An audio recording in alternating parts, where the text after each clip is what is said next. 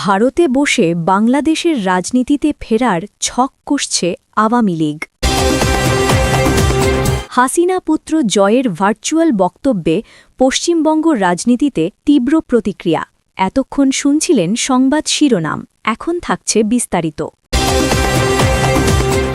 মানবতাবিরোধী অপরাধ, হত্যা, রাষ্ট্রদ্রোহ ও দুর্নীতির মামলায় অভিযুক্ত হয়ে পলাতক থাকা আওয়ামী লীগের শীর্ষ নেতারা বর্তমানে ভারতের কলকাতা ও দিল্লিতে আত্মগোপনে আছেন।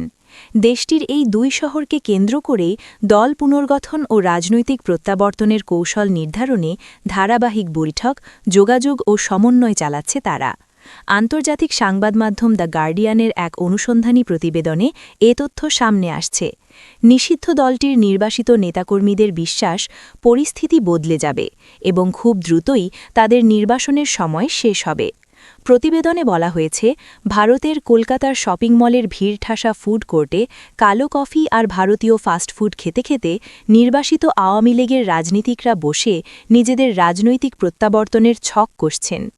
প্রায় ১৬ মাস আগে বাংলাদেশের স্বৈরাচারী প্রধানমন্ত্রী শেখ হাসিনার বিরুদ্ধে এক গণ অভ্যুত্থান তাকে দেশ ছাড়তে বাধ্য করে। তিনি হেলিকপ্টারে করে ভারতে পালিয়ে যান। তার পেছনে ফেলে যাওয়া রাজপথ ছিল রক্তাক্ত। জুলাইয়ের সেই আন্দোলন দমনে, তার সরকারের শেষ দমনপীড়নে জাতিসংঘের এক প্রতিবেদনে বলা হয়েছে প্রায় ১,৪০০ মানুষ নিহত হন। এর পরপরই তার দলের হাজার হাজার নেতাকর্মী দেশ ছাড়ে। তারা দলীয় শাসনামলের অপরাধে জড়িত থাকার অভিযোগে জনরোষ ও একের পর এক মামলার মুখে পড়েছিলেন।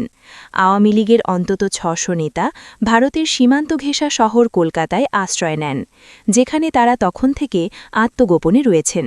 দলীয় কার্যক্রম ও সংগঠন টিকিয়ে রাখতে ভারতের ভূমিকা ছিল অত্যন্ত গুরুত্বপূর্ণ। গত বছরের মে মাসে অন্তর্বর্তী সরকার জনচাপের মুখে আওয়ামী লীগকে স্থগিত করে এবং সব ধরনের রাজনৈতিক কার্যক্রম নিষিদ্ধ করে। হত্যা ও দুর্নীতিসহ নানা অপরাধের অভিযোগে দলের শীর্ষ নেতাদের বিরুদ্ধে তদন্ত ও বিচার শুরু হয়। আসন্ন ১২ই ফেব্রুয়ারির নির্বাচনে, যা হাসিনার পতনের পর প্রথম নির্বাচন, দলটিকে অংশগ্রহণ ও প্রচারণা থেকেও নিষিদ্ধ করা হয়েছে। গত বছরের শেষ দিকে একটি যুদ্ধ অপরাধ ট্রাইব্যুনাল শেখ হাসিনাকে মানবতাবিরোধী অপরাধের দায়ে ফাঁসিতে ঝুলিয়ে মৃত্যুদণ্ড দেয়। তবে হাসিনা তার রাজনৈতিক জীবন শেষ হয়ে গেছে এমনটা মানতে নারাজ। তিনি এই রায়কে মিথ্যা বলে উড়িয়ে দিয়েছেন। ভারত থেকে নিজের প্রত্যাবর্তনের পরিকল্পনা চালিয়ে যাচ্ছেন। এর অংশ হিসেবে তিনি আসন্ন নির্বাচন ভণ্ডুল করতে হাজার হাজার সমর্থককে সক্রিয় করার চেষ্টা করছেন। ভারতের রাজধানী দিল্লিতে একটি কঠোর নিরাপত্তাবেষ্টিত গোপন আশ্রয় থেকে হাসিনা প্রতিদিন ঘণ্টার পর ঘণ্টা দলীয় বৈঠক ও বাংলাদেশের ভেতরে থাকা নেতাকর্মীদের সঙ্গে ফোন আলাপ করছেন। এসব রাজনৈতিক তৎপরতা হচ্ছে ভারত সরকারের নজরদারির মধ্যেই, যে সরকার ক্ষমতায় থাকাকালে হাসিনার ঘনিষ্ঠ মিত্র ছিল এবং বাংলাদেশ সরকারের প্রত্যর্পণ অনুরোধ উপেক্ষা করে চলেছে। গত এক বছরে সাবেক এমপি ও মন্ত্রীসহ শীর্ষ নেতাদের নিয়মিত কলকাতা থেকে দিল্লিতে ডেকে পাঠানো হয়েছে দলীয় কৌশল ঠিক করতে। তাদের একজন ছিলেন ছাত্রলীগের সভাপতি সাদ্দাম হোসেন। তিনি বলেন, আমাদের নেত্রী শেখ হাসিনা সারাক্ষণ বাংলাদেশের নেতাকর্মী, তৃণমূল ও বিভিন্ন পেশাজীবী সংগঠনের সঙ্গে যোগাযোগ রাখছেন। তিনি আমাদের দলকে আসন্ন সংগ্রামের জন্য প্রস্তুত করছেন। অন্তর্বর্তী সরকার ছাত্রলীগকে সন্ত্রাসী সংগঠন ঘোষণা করেছে। সাদ্দাম হোসেনের বিরুদ্ধে রাষ্ট্রদ্রোহ ও মানবতাবিরোধী অপরাধের একাধিক মামলা রয়েছে, যা তিনি অস্বীকার করেছেন। তিনি বলেন, কখনো কখনো তিনি দিনে ১৫-১৬ ঘণ্টা ফোনে কথা বলেন বা বৈঠক করেন। আমরা বিশ্বাস করি শেখ হাসিনা একজন নায়ক হিসেবে দেশে ফিরবেন।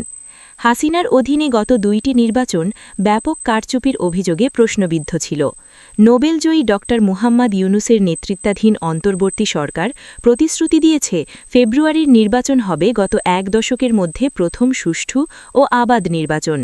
তবে আওয়ামী লীগের দাবি, তাদের নির্বাচনে অংশ নিতে না দেওয়া হলে গণতান্ত্রিক বৈধতার সব দাবি ভেঙে পড়ে। তারা ইউনূসকে প্রতিশোধপরায়ণ বলে আখ্যা দিয়েছে।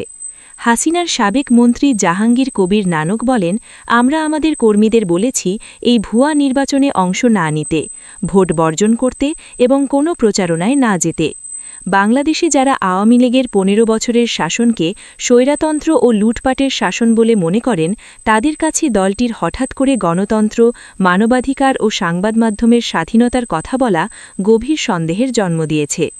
কলকাতা আন্তর্জাতিক সাংস্কৃতিক কেন্দ্র আইসিসিআর মিলনায়তনে বই প্রকাশ অনুষ্ঠানে ভার্চুয়াল বক্তৃতা করেন বাংলাদেশের গণ-অভ্যুত্থানে ক্ষমতাচ্যুত ও স্বৈরাচার আওয়ামী লীগের তথ্য ও যোগাযোগ প্রযুক্তি উপদেষ্টা সজীব ওয়াজেদ জয়।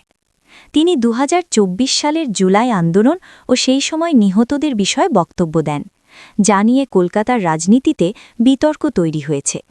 জয় তার বক্তব্যে বলেন, ২০২৪ সালের আন্দোলনের সময় অনেক নিরপরাধ মানুষের মৃত্যু হয়েছে এবং তার মতে তা একটি ভুল ছিল। একই সঙ্গে তিনি বর্তমান নির্বাচন সম্পর্কে মন্তব্য করেন। এই বক্তব্য ঘিরে কলকাতার রাজনৈতিক ব্যক্তিত্বদের প্রতিক্রিয়া ও মতামত বিভিন্ন দিক থেকে এসেছে। কেউ সরাসরি বক্তব্য দিয়েছে, আবার কেউ সামাজিক মাধ্যমে প্রতিক্রিয়া প্রকাশ করেছেন। প্রথম প্রতিক্রিয়া এসেছে তৃণমূল কংগ্রেস নেতৃত্বের তরফ থেকে। নাম প্রকাশের অনিচ্ছুক এক তৃণমূল কংগ্রেস নেতা সংবাদ মাধ্যমকে জানান, এই ধরনের বিতর্কিত রাজনৈতিক ভাষণ কলকাতার কোনো বই প্রকাশের অনুষ্ঠান বা জনসাধারণের সভায় হওয়া উচিত নয়।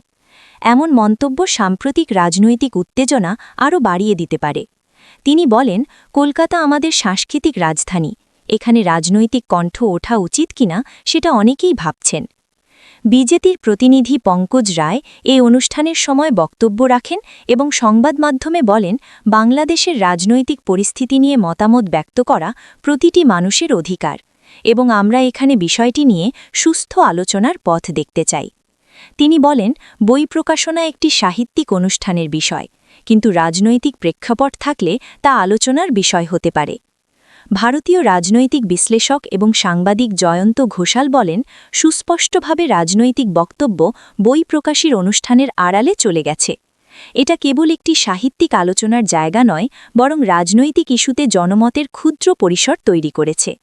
তার মতে, বক্তৃতার সময় সজীব ওয়াজেদ জয়ের মন্তব্যগুলো কলকাতার রাজনৈতিক জনমতকে বিভক্ত করেছে। পশ্চিমবঙ্গের স্বাধীন লেখক ও পরিচালক দীপ হালদার বলেন, আমরা এখানে আসি বইয়ের গল্প ও সাহিত্যকে শ্রোতা দর্শকের সামনে তুলে ধরতে, কিন্তু বক্তৃতার ভাষ্য অনেক সময় রাজনৈতিক ধরনের হয়ে দাঁড়ায়। আমাদের উচিত ছিল এখানে সাহিত্যিক আলোচনার দিকে মনে রাখা।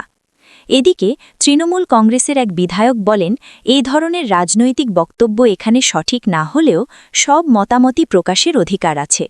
তবে পত্রিকা বা রাজনৈতিক দলগুলোর উচিত তাদের নিজস্ব কর্মসূচিতে এই ধরনের বিষয় তুলে ধরা। তার বক্তব্য, কলকাতার রাজনৈতিক কর্মীরা এই বক্তৃতা নিয়ে ইতোমধ্যেই নিজেদের মধ্যে তর্ক শুরু করে দিয়েছে। সরকার সমর্থিত বামপন্থী এক বিশ্লেষক বলেন, কলকাতার মতো জনসমাবেশ কেন্দ্রের মঞ্চে এমন আন্তর্জাতিক রাজনৈতিক বক্তব্য তুলতে হলে আগে ভাবতে হবে এতে স্থানীয় রাজনৈতিক পরিস্থিতিতে কী প্রভাব পড়বে। তিনি বলেন, বাংলাদেশ ভারত সম্পর্কের বিষয়টি বিবেচনায় রাখা উচিত।